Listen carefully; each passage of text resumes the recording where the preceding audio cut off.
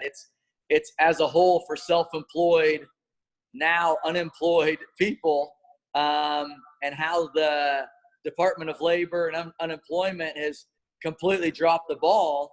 And then the division that it's created when they came out with this essential and non-essential platform. And my statement from the very beginning was, if you're doing something to make a living, to support a family, you're essential.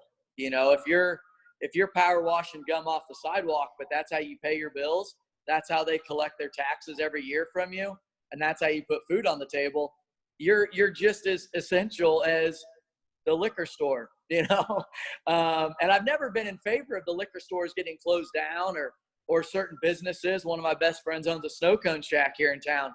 It was deemed essential. I was never in favor of any of that stuff being shut down at all. It was everybody else should be open along with them. But anyway, so shut down without notice. In the beginning, I was definitely like, hey, this isn't going to work. So I actually built a trailer and got it approved by the health department here. And I put a barber chair on there with a back bar. And it was, publicly, just everybody had positive things to say about it. Unfortunately, it was in the very beginning of things. I'm not even sliding them for thinking this, but there were some salons and different, whoa, how come he can cut hair and we can't? And I think the health department had my back a little bit. Hey, build your own trailer kind of a thing. And whenever I built that trailer, I didn't contact any salons, but I contacted the other barbershops in the area and even told them, you guys can use this trailer. If you guys want to pick a day and book up your day and you can use my trailer, use my barber chair, back bar, whatever. And then one of the barbers even said, I don't have a truck to pull it. And I said, well, I have a truck you can even use. And this was never a me thing, And then only after about a day of it, there were some complaints about it. And then they even took pictures and sent them up to Governor Kelly's office. And I'm under the understanding that she actually went ahead and got hold of the health department and shut that down. And I had a face mask on and gloves, and any picture you see me of out there cutting on that thing, that's what you'll see. And so then once that was shut down, I really realized that, if they're not going to approve that, then nothing's going to be approved. And so, yeah, it was about 6 to 7 weeks of just stagnant, just hanging out and waiting, and things getting pushed back and waiting for the big okay, and it was pretty unfortunate. That's how it went down. Yeah. So now this was all prior to May 1st. Is that what you're saying? This started, I want to say the date March 23rd has been thrown out. I'm not terribly great at keeping track of stuff like that. And every day, every week that I've never filed for unemployment. I went to barber school when I was 18. So when I would file for unemployment, it just kept saying it was declined. It was declined. And my accountant said, keep filing because they'll retroactively pay you, which they still haven't yet. But that's fine and dandy if that was their plan. But what do you do? They can keep saying they could offer to pay a year's wages at the end of the year. But what do you do until then? They really dropped the ball on that aspect of things. We can just chalk that up to the many things that they've done, so. Okay. So that was prior to May 1st. So yeah, on May 1st, well, a couple of days before. May 4th is actually the exact date of the. Yeah. So a couple of days before May 1st, Governor Kelly comes out with her phased plan, and they talked about phase 1, which excluded barbershops as well as hairdressers and nail salons and various other, picking winners and losers type situation. Yeah, exactly. Kind of walk us through what went through your mind at that point once you learned that, you've been, hurting already, and now the governor says, hey, wait, Luke, you can't open yet. There's a lot of other businesses that can, but you can't. What went through your mind at that point? Well, it's a lot of businesses that you could really make an argument that the barbers and cosmetologists too, we're trained to be sanitary. We're trained to take these actions every day. So I know there was a lot of heat, criticism put out to like these pizza place ads. Hey, we're not touching the pizza anymore after it comes out of the oven. We're just put it, and people are like, well, what'd you do before? You know? And so I want to make that clear that barbers and salons, we're trained specifically to be sanitary, sanitize our clippers, our combs. Now we took some extra steps, spraying down seats, and stuff like that. But to go back around, I would say, let's say the 29th, 30th, you know, I kind of made the decision that regardless of what Governor Kelly decided, we were opening on May 4th. And so that's just what we geared up for. And I actually went above and beyond, and I called my local chief of police. I called the city attorney. I called the health department, and I had these phone conferences with them, I would say daily, leading up to the 4th, and just letting them know, hey, if you guys send somebody down to shut us down, we're not saying F you, we're not shutting down, but we aren't going to be shutting down, and this is why. And I let them know the financial situations and the background for each barber and what was leading up to this and the unemployment situation. And it was really pretty well received. Unfortunately, after I opened,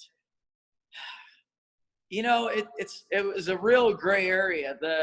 I got to give the police some credit because they just gave me warning after warning after warning almost every day.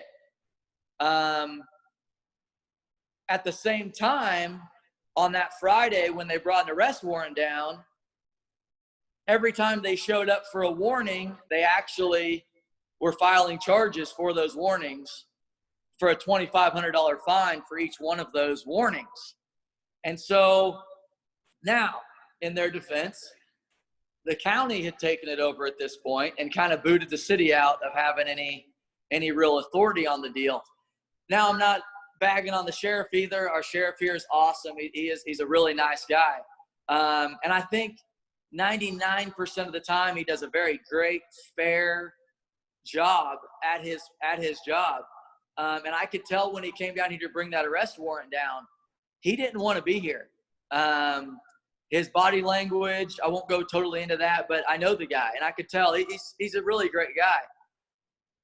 And after he went through the arrest warrant and showed me what was going to be taking place, he did tell me, he said, hey, I've bent over backwards and got it approved by the county attorney to wait until Monday to execute this arrest warrant.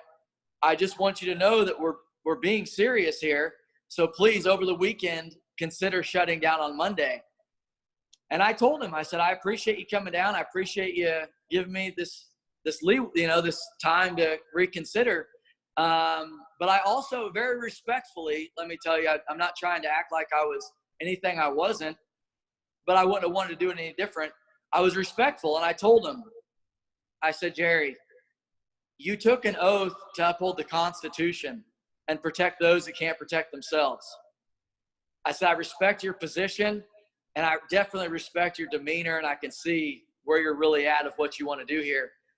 I said, unfortunately, you're not doing your job. You're not upholding the Constitution. You didn't take an oath to back up what the governor tells you to do, you know, and here I am. I'm not a legal brain, so I can't protect myself either. So you're failing on both sides. He looked down, he said sorry, and that's where they exited the shop. Anybody that was in the shop, I had 2 customers waiting. One used to be on the school board, if I remember. He's a very good guy. They all applauded that, hey, you said it respectfully, but honestly. And we finished out the day. So that I wanted to actually set straight, because there was some stuff being posted online of people that I could say like to jump to conclusions or like to know everything, or act like they know everything. But really, the city probably dropped the ball on some of their wording. The wording that they released was an arrest warrant wasn't issued.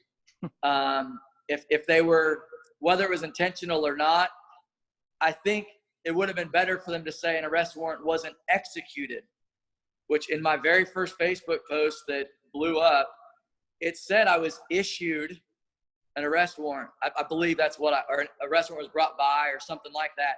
Yeah. I didn't really know the legalities of it. And I know they were doing it out of the goodness of their heart, and it's a small town, so they were really trying not to arrest me, but yet show me they were being serious. Come to find out, there is some illegalities of showing somebody an arrest warrant and not executing it. I'm not faulting them for doing that. I know their intentions behind it, and I run more off of intentions than I do by the book. That's just how I am. But I think later there was some stuff of trying to cover their back a little bit on, hey, we showed them this arrest warrant and didn't execute it. That's not necessarily legal, whatever. So I would never throw that in their face or anything. But unfortunately, it brought up a lot of question of making me look like I was a liar. I've been very upfront and honest and forthright through this whole thing. Look, I was going to say, Luke, I know that you and I talked about that same point in time, and obviously when I had learned that they had at least shown you an arrest warrant, first thing I said, did anybody else see it? Because and absolutely, your guys in your shop 9 other people. Yeah, there was lots of people that saw that, so there shouldn't be any real question that you saw it. Now, and I believe, just like you do, Luke, that the police and the sheriff was trying to help, and they were one could take the track that they were trying to coerce you into closing by using this over your head, and I don't want to put that into the situation. I think that they were honestly being forced to do it. For sure. And I don't know what that was, whether it was somebody at the county level or whomever. We may never know, and that's okay. But the fact of the matter is that we have a governor that was putting these orders in that really didn't make a lot of sense. We had certain businesses that were okay and other businesses that weren't okay, when your business is just as safe, if not safer, than a lot of the businesses, for the simple reason is she deemed it as non-essential. I mean, it made no sense. It literally makes no sense. And to this date, we're still fighting something, and we'll get into that in a little bit. But so talk a little bit more about what was going through your head that weekend. I mean, you had seen the order, you knew what was going to have to happen. Either you were going to open on Monday and probably get arrested. I know there was a flurry of things that happened that had to go through your mind, your staff, everybody, and you had to have a lot of conversation around that. So sure, you kind of just, as much as you want, talk about that situation. Yeah. So over that weekend, we did talk quite extensively. And I reached out to the county attorney. I won't throw it on him that he purposely didn't get back to me or anything. I learned some different reasons that maybe he didn't get some messages or whatever the reason is. But no, we decided that Monday we're reopening. Like that's how it's going to be. To me, it was maybe one of the more underhanded sides of disappointing parts of the law enforcement that happened. And my goal throughout this was never to shine a black light or a dark light on the law enforcement. Like, I like to think I have a pretty good relationship with law enforcement of police and sheriff level and whatnot. Rumor had it that maybe there was an illegally obtained photo of one of our guys not wearing a face mask during a haircut. But I also learned that there was also either just some eyewitness from when the police would come by and serve us warnings, maybe even like body camera. I'm not 100% sure on all that. I will bring it up because it's stuff I've heard, but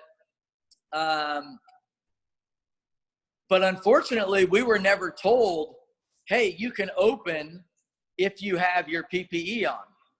We were never told it will be less frowned upon if you wear your PPE. So if I'm being honest, from the beginning of the week, we all wore our PPE. As the week went on and they kept bringing us citation or warnings, and each time they brought in the warnings, that when the police chief came in, they were always super friendly. towards the end of the week, he didn't come in with them, and they were being less friendly about it. And actually, the police department only had face masks on one time when they came in. And I'm talking even at the end of the week when they brought me in the arrest warrant, nobody was wearing one. And they really decided to capitalize on that and say, hey, there has been some focal people go out on a limb for you that you're wearing these PPE. Really should have been a minute point because it didn't make it any more legal. And I spoke with this in front of the Senate Commission last Wednesday, and I brought this up in front of them. So it was something, if anything, I was trying to defend the people that went to bat for me. Right. Congressman Marshall went out there and made a really nice post, and Senator Wagle. Susan Wagle, I tell you what, she stands behind what she says. She's in politics. I'm not saying you can't go back and find something you disagree with what she's done or whatever, but I tell you what, I got to give her a lot of props. There was a lot of people that spoke right behind me at the Senate meeting. Grown men, retired military, veterans in tears of how the unemployment has treated them and not taking their phone calls. And these people can't provide for their families. And I've never once claimed to be going broke. I've never said anything about not being able to feed my family and stuff like that. Is it my obligation that I should have to deplete my savings accounts to keep paying bills on time because I don't want my credit and my bills to go back? No, it's not. But luckily, I've been fortunate that I have had that. But people have tried to attack every little bits and pieces of whatever they can. I've never acted like we're living in a cardboard box or we're going to the food bank to get food. Or I'm fighting for not only the barbers that work for me that might not be in the same financial situation, but those exact people that were speaking up behind me that maybe weren't as organized and prepared, but man, they had emotion. And when you see somebody that's done deployments over in Iraq and they're in tears at a podium because they're embarrassed and they're feeling hopeless because their families are going without, that's where I feel like I was fighting for, Yeah.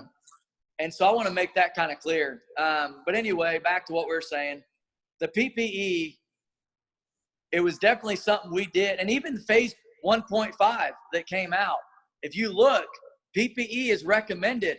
It's not enforced. It's not they're not saying it's mandatory. And so it was really kind of a chicken shit thing that was done that they were kind of forcing my hand.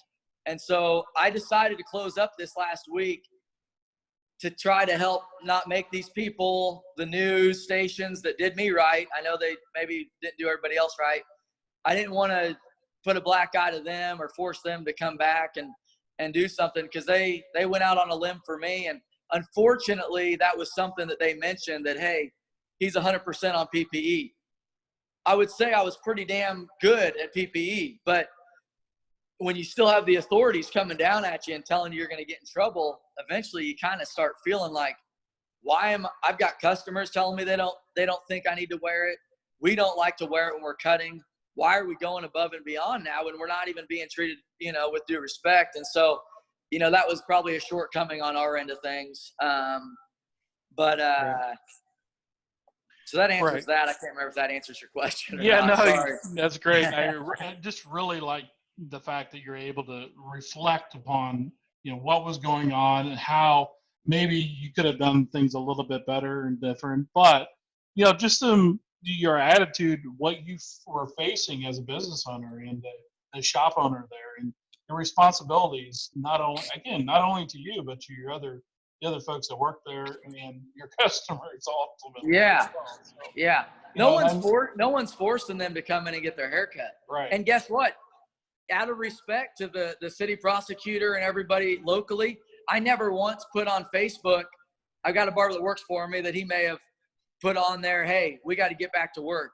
But we never put Luke's Barbershop's now open. Come down and see us. We Right. never – and the other thing too that I need to add, we are super blessed. We live in an amazing town here, and we have a great shop, and we stay busy. So if we were like a startup shop and I was trying to make a big splash and get all this notoriety, like I said, on your shop or on this deal here right now, yes, the news station mentioned I own Luke's Barbershop, and it was mentioned when I have to identify myself, but it's never been, I've never ridden that like Luke's Barbershop, Right. because this isn't a, hey, let's get business. I love it. I feel so blessed. There's people calling me from Wichita and Wellington that are wanting to come down next week and get a haircut and support it, and just show that, hey, we support someone that's standing up, and that's very rewarding, but that was never the intentions. Right. No, and I know you and I talked to him very early when you were having some struggles, and I can tell everybody that's in earshot that was never a discussion. It was more of just standing up for what was right, and Yeah. literally just trying to make sure that you were very determined to be, what's lawful and what is constitutional, and you were very frustrated at that point. I remember having those conversations, which were great.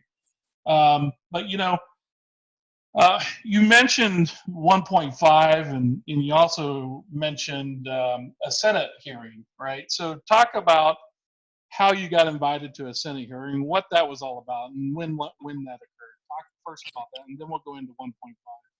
Yeah. Beginning of last week, Senator Wago contacted me and asked me if, hey, would you be interested in speaking at this Senate Commerce hearing, I'll call it. There's, I think I'm missing a word there, and basically it's a large group of senators in the state that have been put together on this board, and they report directly to the Secretary of Labor. And then the Secretary of Labor would then, I'm guessing, report to the governor. And that is right now, without having a lot of office type job, that's one of the bigger parts of her job, the Secretary of Labor. And the day before, and so anyway, I'm jumping ahead. We got invited to go speak. And yeah, it was intimidating. You go to the Senate and you speak in front of, some really great individuals that are, man, you could tell their heart just went out to everybody, and they asked some great questions and offered some help and whatnot.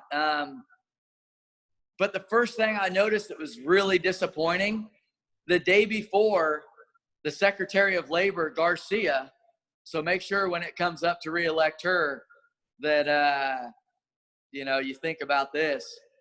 The day before, she was doing press conferences, public, talking, getting with people, whatever. Next day, they have this meeting at the Senate. She's supposed to show up, hear us speak. We drove from all over the state. These senators drive from all over the state. These guys don't live in Topeka, And she shows up without any notice. She doesn't even call and say, hey, I'm not going to be there. And like 5 minutes into the meeting, she calls in and sits on an intercom and says that she didn't show up because of this COVID-19. And it's like, okay, we directly see why the unemployment situation is where it is right now, because of that. Exactly right there. A huge step. She could have heard flaws and what people are going through, yada, yada, yada. She just doesn't even show up, And in that meeting, the meeting was public, so it's not anything. There was a college. I would go on a limb and say maybe Washburn, but I don't want to say what. They just said a college in Topeka. They had a whole group, maybe 105, I think, students that volunteered to run an entire phone group for the unemployment. And Governor Kelly tells them, I don't think we're quite at that point yet. We'll be in touch, but we're not quite at that point yet. And that just spoke volumes of, there was a guy there that was a veteran, and he was just a genuine dude, and he had record of him calling unemployment 1,400 times in one day. Wow. 1,400, but yet the Secretary of Labor. Oop, there you are. Sorry, I had a call come in.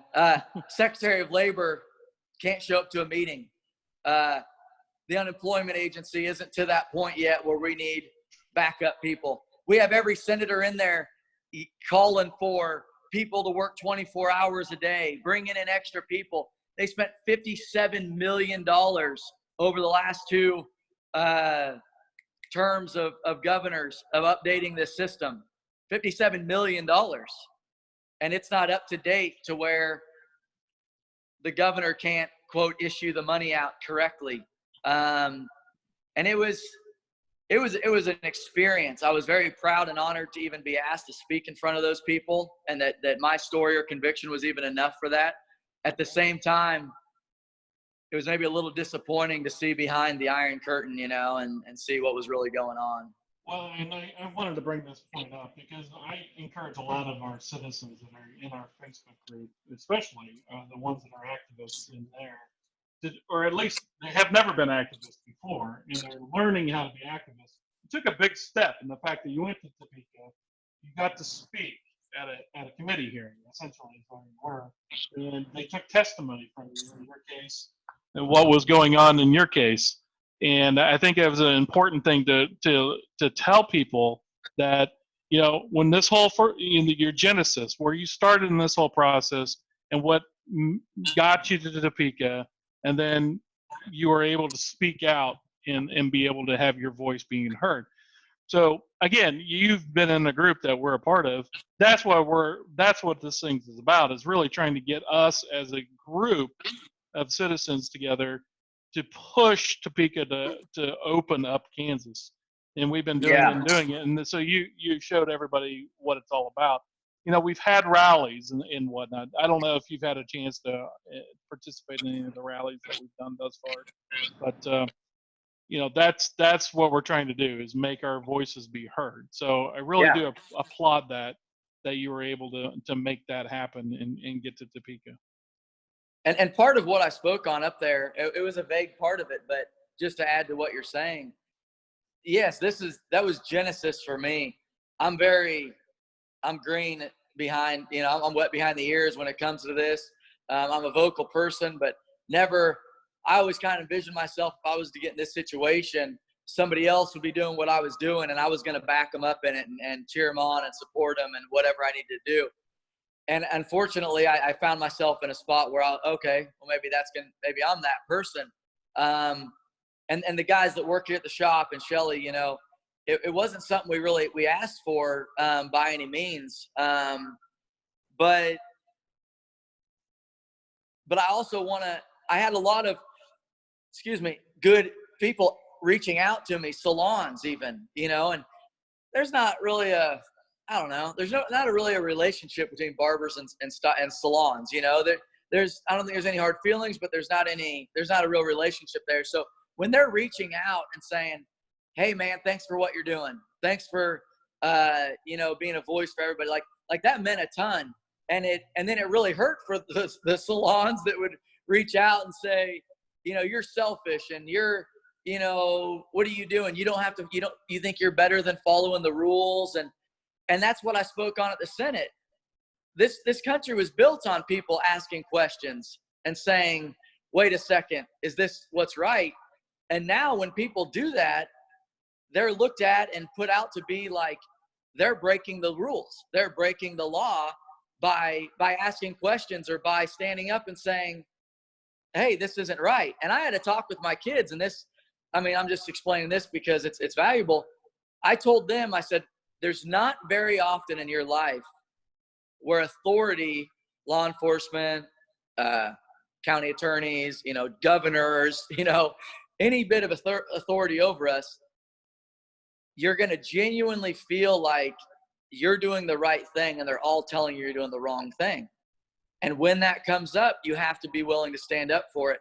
And that's all it was. It wasn't a fact of, I thought I was better than anybody or thought I was more I felt powerless. Really, that's actually the, where it came from. And so, right.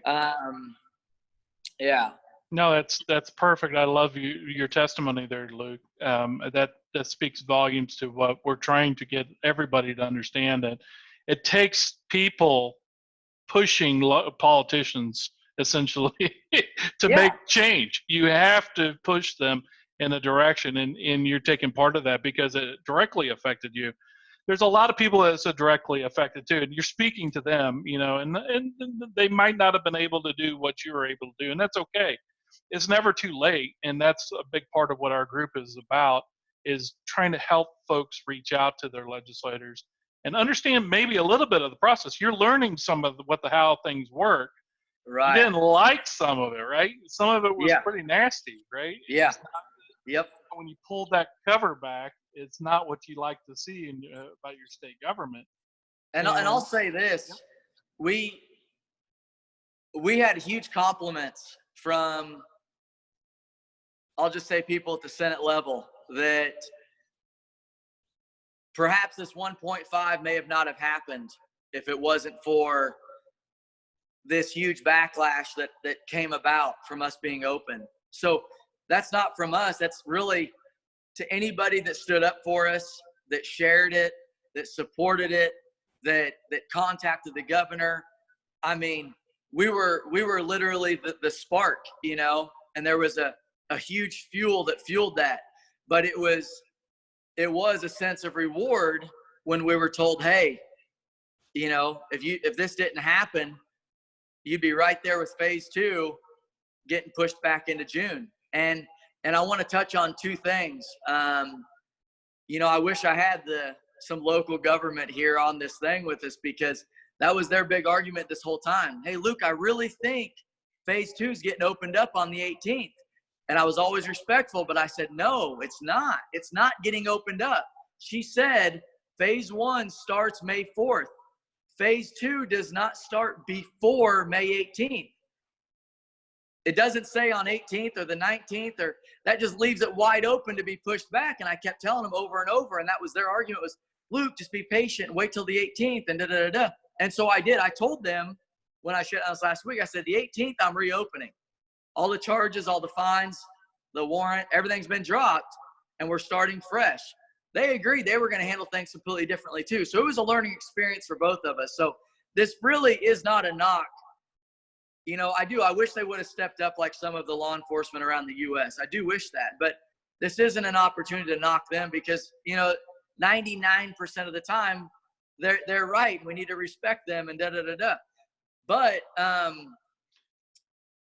at the Senate level, when you get a compliment like that really means a lot, and it's really powerful. But at the same time, this on the way home from Topeka, got everyone that works here riding home with me. And I told them, I said, we just got the notification that 1.5 came out. And I told them, I said, hey, one thing we need to be careful of, we got what we wanted in this. It doesn't mean we tie a tie on this thing and send it down the river. There's still a lot of Kansas that is not opened up. There is a lot of the U.S. in general, but we're worried about Kansas here. There's a lot of people that aren't opened up yet. And so I had to sift through the negative that people were saying, and I don't think a lot of it was towards barbering or our barbershop or me. It was the fact that, hey, this phase 1.5 is stupid. What about the rest of phase 2, And that's a huge point, that I haven't been selfish this whole time, and I like to think we're not going to continue to. So I have talked to Senator Wagle, and we've talked about some things coming up that she might, want from us. And you and anybody, I'd be happy to do whatever me as a little person can contribute to the big thing, the big idea, because there's still a lot of work to be done, just because barbers got opened up now and stylists, Yeah, and to that point, that's the big thing that we're really working on, is really trying to, we had this plan, and I knew it was just a farce plan when it first came out, and it sounds like you had that same feeling. And I said, this thing is right for her to move the goalpost on us. Yes. And that's exactly what 1.5 is. It's basically a moving of the goalpost. Now, she had to do something because of the pressure, right? She had to do something. So that speaks for all of us. I mean, all of us that are applying that pressure, you. Right, exactly. The group. But she was forced to do something. I guarantee you she wanted to push phase 2 back to June. And that's what it looks like she's going to be trying to do anyway. Yeah. And so this week, what's happening is the legislature's coming back. They're going to be back on Thursday. The entire legislature is going to be back. And what we're doing now is really trying to push the legislature to remove her powers. Just Right. remove her emergency power and do away with the phased agony, basically, is what this is now. Yeah. And just open up Kansas. And that's what Right. we've been pushing for from the very beginning. So we're having a rally. We have a rally at noon on Thursday. And we're encouraging everybody in earshot to come to Topeka, and we're going to have giant speaker set up again.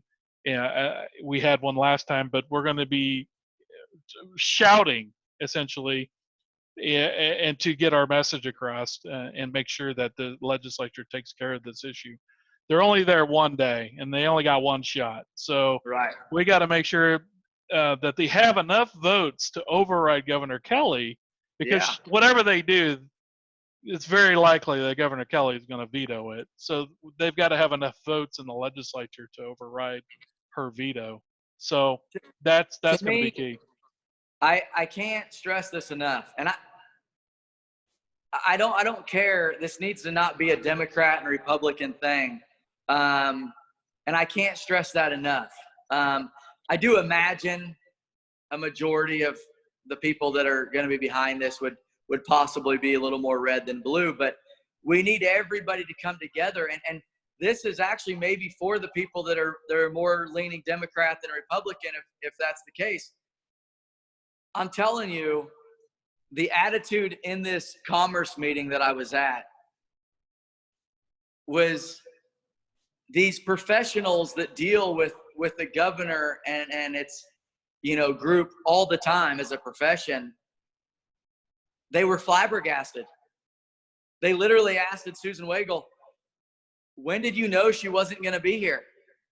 And Susan said, when the commissioner told me that she wasn't going to be, which was while we were in the meeting, And so my point is if you voted for Kelly, or you're backing her on this, and you support her, and hey, whatever we want to, because I'm kind of a guy, especially like when it comes to Trump and stuff like that. There's things Trump does I don't agree with, but he's who's put in leadership, and I'm going to support him. I'm going to pray for him and whatnot. And so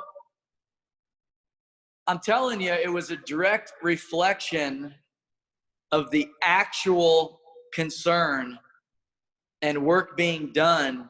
The unemployment is a huge part of this entire thing. I'm sorry, I don't want to offend anybody and say lazy Americans. I'm a hard worker. When I got some time off, hey, everyone's like, hey, we get some time off, whatever. If somebody is wanting to throw money at you to stay at home, we all have that little inner person that says, hey, this ain't so bad, Well, guess what? That's not even happening. They're not even doing what it takes to throw money at people to get them to stay home and not do what everyone's doing right now. And Right. That's not a Democrat or Republican thing. No. I kid you not, if it was a Republican governor and they're doing this stuff, I would hope everybody that's yelling right now would be saying the same thing. Amen. And so I don't care if you vote blue or red, or if you voted for her or not. I'm telling you, I peeked behind the curtain. They're not doing what they say they're doing. After that commerce meeting, Governor Kelly and the Secretary of Labor put out a statement and said, we're doing everything we can to work with unemployment and get this going. That's not true. It's just black and white, not true. And so people need to look above, and this Republican and Democrats need to look above their party side and really focus on the matter at hand. And guess what? If you're a Democrat and you're unemployed and you're having a hard time getting through to unemployment, you're in the same boat. So this whole red and blue thing, I feel like that's a flaw of our country right now, is everyone's just picking a side and just riding it, And Sure. And it's and I know there's a ton of people out there that are getting unemployment. They're doing even better than they were when they were working, or they're working part-time and getting unemployment for the other part, and it's that extra $600 is kicking in. But man, this is doing a huge damage to our country financially. And they're soothing us to sleep right now. You know, and they're not even doing a good job of it. Because like I said, if they were throwing money down the pipe at everybody, I'm sure it'd be harder to get everyone's attention. But I mean, there is a large amount of people in Kansas that are not receiving unemployment, and they are not working. Right. No, it's a huge problem. The unemployment system here in the state of Kansas is just what has gone on in the last 2-3 months now is just unacceptable. And the Secretary of Labor didn't even show up to the damn meeting right. that was supposed to give so much information. I mean, Right. they were talking about solutions there, and she didn't even bother to show up. Right. You know? No, So, people like you said earlier, made the big trip, made the commitment to come there to voice your grievances, tell your stories, and she didn't have the audacity to show up. yeah. So that's just yeah. Even when It's she's doing unfortunate. pressers the day before, you said so. Yeah, it's very unfortunate. It is, but is there anything you would like to just talk about as far as this whole process? I know you've gotten into a lot of detail, which is great, but is there anything else that you'd like just to get across to this group? I would really encourage anybody to find whatever avenue it is to have a voice. And you know what? It's unfortunate. I think a majority of people are going to see this on Facebook. So it has positives and negatives. Unfortunate, one, Facebook is now censoring and filtering a ton of stuff, but it's also just getting saturated with this stuff. And so I know myself included, there's times I flip through before I even see something. So, somehow my deal blew up on there and whatever, but I would try to find an avenue, whether it's showing up to these rallies or not only when you reach out to your senators and your legislators to complain, but ask them what you can do. I mean, this country was built on its citizens running the government. And unfortunately, like I said, it's looked at like we're doing something wrong when we say the government shouldn't be completely running its citizens. And right. And we're in a different day and time now. So, I mean, I'm not saying that things can't change and evolutionize a little bit, but not to the point where we're told to hush down if we have questions or, if things aren't going right. And then at the same time, I'm sorry, $57 million, that's not even against Governor Kelly. I'm under the impression, maybe some of hers, but mainly the last two terms that governors have had. But $57 million getting thrown at a project, okay? And then this year, I did hear a senator at that meeting say there has been $9.5 million issued to this problem now to get it done. And they can't even show up to a meeting that is actually built to give them the information to handle the problem. And that has nothing to do with us being there talking. I'm talking the senators meet there in this board to report to her to what everybody's constituents are saying. Yep. And so I would reach out to see what you can do. And I don't know what kind of answer you're going to get. I have no clue. Sure. But I mean, everybody's got a voice, and some people do have a bigger voice than others, admittedly. But, and then the other thing I would really say, it's going to sound really cliche. Until you've walked a mile in someone else's shoes, let's all try not to be so presumptuous. Maybe don't be so presumptuous that I'm right, but don't be so presumptuous that somebody's wrong and they have these ulterior motives or whatever, And most of the negative stuff I would see posted on there is, well, I heard this. Mm-hmm. Well, I heard that. And it's pretty unfortunate, And I will say this, I got a lot of messages, never experienced that in my life. There wasn't one message that wasn't answered. And I didn't you remember the answer I gave you? Yep. You kind of messaged me and said, dude, what happened, man? I thought, and I answered you and I gave you, and I did, do you know how many times I did that? Hundreds. Yep. But they did the right thing. They messaged me and said, Luke, what's up with this? What's up with that? I bought a 2014 truck my 13 had 140,000 miles, and I found this 14 that this old man had that had 50,000 miles. So I bought this used truck. People are posting online, "Oh, Luke, are you mentioning that you bought this brand new truck?" What? like one, they're presuming. Two, what's wrong with somebody trying to fight for what they have, not fight after they've lost everything? Amen. And so this all just goes into what I said. Try to just think that there is possibly an answer C. It's not always A or B, black or white. Maybe there's something that's not being said. And trust me, I look at stuff I see on TV now, completely different stuff I hear coming out of Topeka. One thing I voiced in Topeka when I was in front of all of them is I said this essential and non-essential thing, I believe, purposely created this division in America. Because think about it.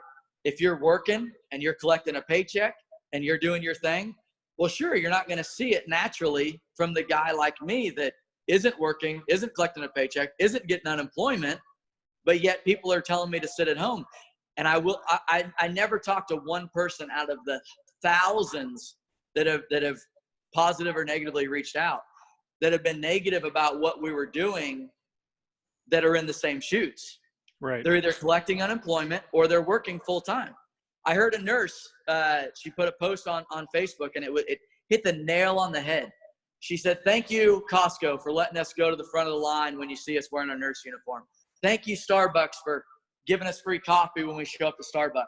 But I'm working 40, 50 hours a week, and you're giving me all these perks.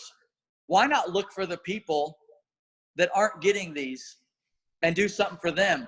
And I'm not even speaking for myself. I don't need to go to the front of the line or get free coffee, because like I said, I'm fortunate, and I try to pay attention to my money. But I'm talking about the guys that spoke after me that were in tears. To hear a 40-year-old man tearing up and talking about his family, it makes me tear up right now trying to tell you about it. It's Right. rough. And It is. And you know what? On that side of things, I can't blame that damn Secretary of Labor to not show up, because I would have ran my head into a wall if I was her afterwards. Yeah. Yeah. It was terrible. And so that's what I got, I guess. I appreciate you coming on tonight, Luke, and telling your story. Yeah. And Thanks for certainly, having me. yeah. And, I really do appreciate the communication that you and I have had over the last couple of weeks. And, hopefully you felt that you had some friends out there. And, for sure. yeah. Yes, most and definitely. that's certainly what I wanted to be for you during this whole process, is at least a sounding board, and not try to tell you what to do, because that's ultimately your decision. And, you're the only one that can make your decisions. And and that's the way I framed everything every time I talk with you. But, I really do appreciate you coming on tonight and telling everybody, this whole situation was created.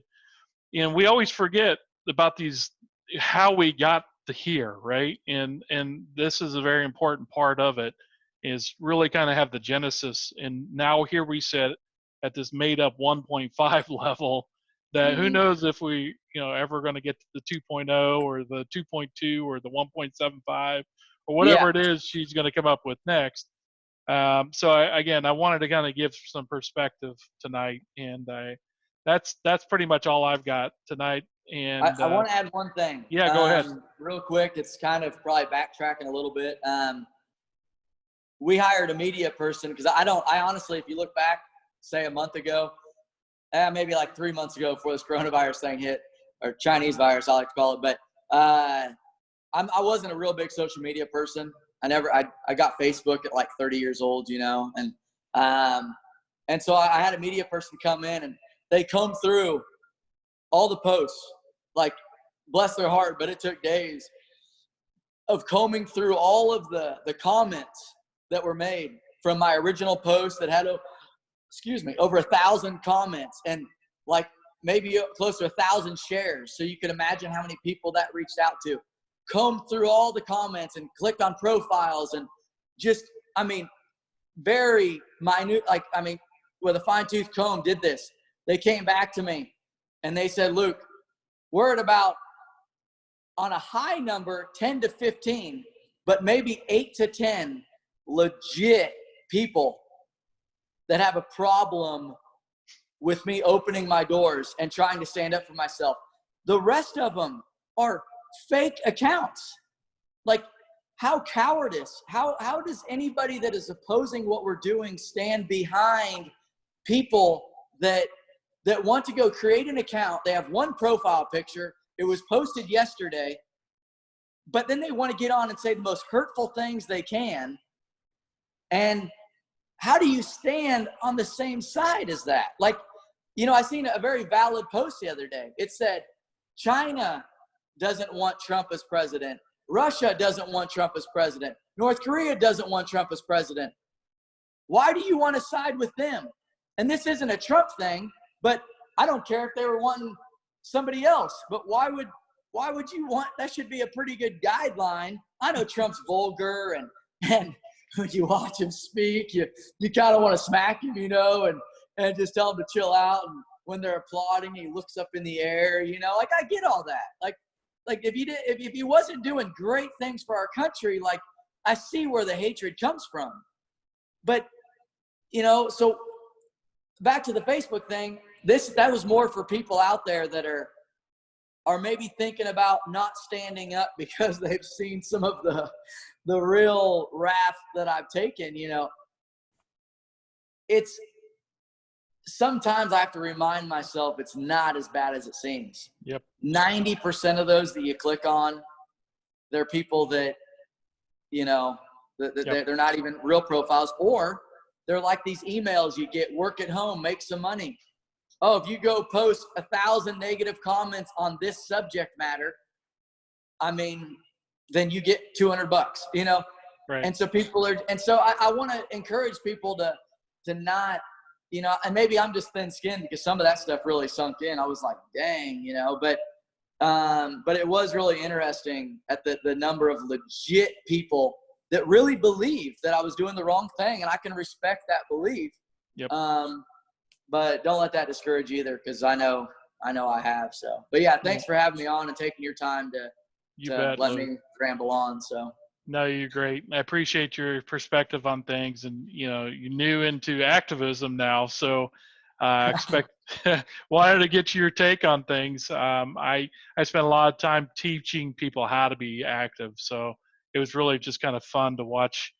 Not fun to witness what you had to go through, but fun for me to see your genesis, and I wanted you to share that today. And I know that you're opening up tomorrow. And I know you got a lot of stuff to get ready for, so we're gonna call it good tonight. Again, appreciate everybody joining. And now that we're here at the end, I don't know if we went live or not. I've been recording, so I'm gonna get it up on the recording if not. So I'll go back and look, and we'll see where we got. And again, thanks guys for joining us. Appreciate it. I appreciate it, Dave.